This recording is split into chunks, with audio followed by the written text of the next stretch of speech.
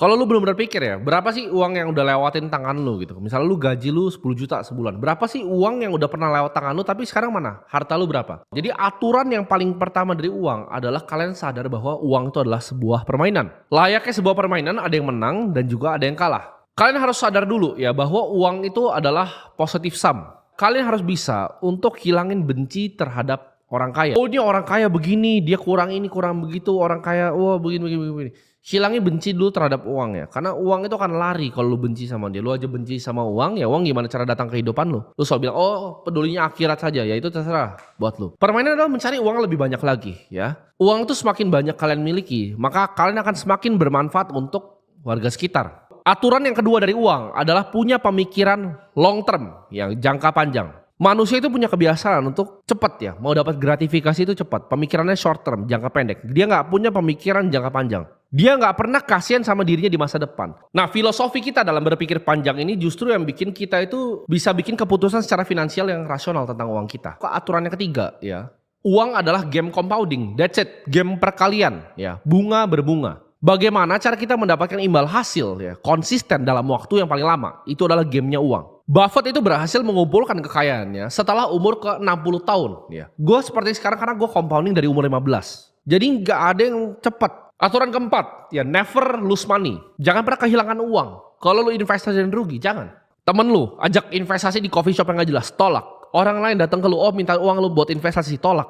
Lebih baik ya kalian buang hubungan kalian sama orang yang gak terlalu penting dibanding kehilangan uang kalian. Itu yang gue pelajari. Jadi ingat, aturan keempat, never lose money, even lu kehilangan pertemanan lu. Never lose money. Teman lu bilang, oh mau pinjam duit? Enggak, sorry ya. Gitu. Oh kebutuh banget. Gitu. Oh enggak, sorry. Aturan kelima, cash flow is king. Cash flow is everything. Gue paling benci misalnya orang tawarin gue, oh tim ini bisnis ini, valuasi bisa segini dalam segini. Nah gue gak peduli. Tai lah dengan game-game startup. Coba lu lihat tech company yang IPO di Indonesia. Bisa keluar gak foundernya? Sulit kan? Keluar juga cuma berapa? Puluhan M kan? Jadi gue gak suka ya bisnis yang gak generate gue cash flow. Cash flow is everything. Gue kenal banyak anak orang kaya yang orang kira tuh wah dia kaya banget tapi uangnya gak ada sebenarnya. Jadi dia ditinggalin sama bokapnya tuh rumah yang gede ya. Dan beberapa mobil orang kira oh dia kaya banget nih. Padahal orang yang tahu dia secara dekat tahu dia itu miskinnya luar biasa.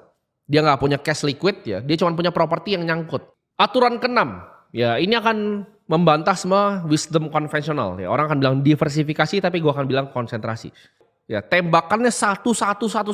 Ketika udah gede banget uangnya baru disebar. Kalian kayak main baseball, kalian punya namanya circle of competence ya. Bukan di tempat yang kalian jago pukulnya, itu kalian akan miss ya.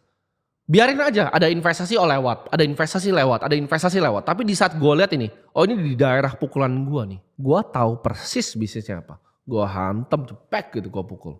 Oh Bitcoin nih 18.000, oh gue tahu ini di target pukulan gue. Hantem pakai semua yang gue punya home run. Aturan ketujuh dan yang terakhir adalah always have cash. Selalu punya cash. Lu lihat Berkshire itu punya cash ya. Sekitar 20%. Ini gue saranin. Aturan gue pribadi selalu punya 20%. Karena kita gak pernah tahu ya apa yang akan terjadi di bawah matahari ini. Hal tai apa yang akan terjadi di hidup kita. Always have cash ya. Untuk ngapain itulah ya. 20%. Selalu punya cash 20%, jangan pernah over invested, bahkan terkonsentrasi pun. Always have 20% cash, ini aturan. Setiap kali gue bantah aturan ini pribadi, gue kena ganjarannya. Ya. Kalian harus belajar untuk bikin benteng diri kalian secara finansial. Ya. Jadi kalian kayak tadi punya cukup uang yang bahkan gue cuma spend 3% dari kehidupan gue aja udah sangat mewah. Tapi gue tetap selalu punya 20% cash reserve for white karena shit yang terjadi di bawah matahari ini. Masa-masa buruk tuh selalu datang di keadaan yang tiba-tiba. Lebih baik selalu sedia payung sebelum hujan. Orang yang gak sedia cash di saat masa buruk, itu cuma satu yang datang, penyesalan. Jadi gue gak pernah mau hidup dengan penyesalan. That's why I always have cash. Untuk nembak di hal yang menarik, untuk ngapa-ngapain. Karena di saat masa buruk itu semuanya terdiskon. Di saat masa buruk semuanya sial. Kita yang punya cash itu akan jadi raja. Lu patuhin 7 aturan ini secara bijak. Ya. Dan pasti kehidupan finansial lu berubah. Jadi semoga bermanfaat untuk kalian semua yang nonton.